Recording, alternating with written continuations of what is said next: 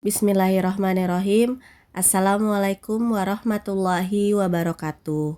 Selamat pagi anak-anak kelas 4C. Semoga kalian selalu dalam keadaan sehat. Dan yang hari ini sedang sakit, semoga lekas diberikan kesembuhan ya. Semangat terus untuk PJJ-nya.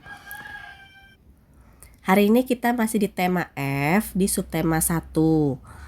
Tujuan pembelajaran kita hari ini yaitu kalian dapat mengetahui pengertian sumber daya alam, mengetahui perbedaan sumber daya alam yang dapat diperbaharui dan tidak dapat diperbaharui. Kalian dapat mengetahui pemanfaatan sumber daya alam yang dapat diperbaharui dan pemanfaatan sumber daya alam yang tidak dapat diperbaharui. Sebelumnya kalian juga pernah belajar tentang sumber daya alam di tema sebelumnya. Ya, kalian masih ingat nggak sumber daya alam itu apa? Ya, sumber daya alam adalah segala sesuatu yang ada di alam semesta dan dapat digunakan untuk kebutuhan manusia. Nah, pada pembelajaran hari ini kita akan mempelajari dua sumber daya alam, yaitu sumber daya alam yang dapat diperbaharui dan tidak dapat diperbaharui. Yang pertama ada sumber daya alam yang dapat diperbaharui. Apa itu sumber daya alam yang dapat diperbaharui? Yaitu sumber daya yang terus ada selama penggunaannya tidak dieksploitasi berlebihan. Lalu kalau sumber daya alam yang tidak dapat diperbaharui adalah sumber daya alam yang jumlahnya terbatas karena penggunaannya lebih cepat daripada proses pembentukannya.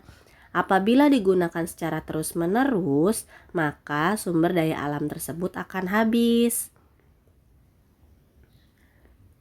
Nah, sumber daya alam yang dapat diperbaharui misalkan ada air, ada tumbuhan dan juga hewan, ada tanah, dan ada matahari. Lalu pemanfaatan sumber daya alam yang dapat diperbaharui apa saja ya pemanfaatannya? Yang pertama untuk pertanian, yaitu kegiatan bercocok tanam atau budidaya tanaman. Lalu ada perkebunan, kegiatan pertanian lahan kering. Maksudnya lahan kering adalah di dalam perkebunan itu tidak membutuhkan banyak air seperti kalau kita lihat di sawah ya. Lalu yang berikutnya ada peternakan, kegiatan memelihara dan mengembangbiakan hewan. Ada perikanan, yaitu usaha pengembangbiakan dan penangkapan ikan. Dan yang terakhir ada kehutanan, suatu wilayah yang ditumbuhi banyak pohon, yang mana pohonnya juga bisa kita manfaatkan ya. Lalu untuk pemanfaatan sumber daya alam yang tidak dapat diperbaharui ada batu bara, ada minyak bumi, dan ada emas. Nah, kalian juga bisa sambil membaca buku paket terpadu tema 4F kalian ya, halaman 20 sampai 23 untuk sumber daya alam yang dapat diperbaharui dan halaman 33 sampai 34 untuk sumber daya alam yang tidak dapat diperbaharui. Nah, baik. Untuk tugas hari ini, kalian bisa buka buku terpadunya tema 4F halaman 34 tentang ayo mencari tahu.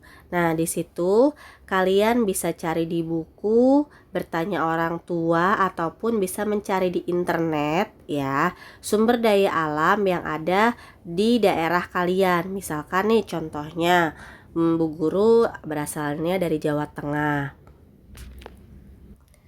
Sumber daya alam yang dapat diperbaharuinya untuk di tempat Bu Guru yaitu pemanfaatan pertanian, ada juga pemanfaatan perikanan.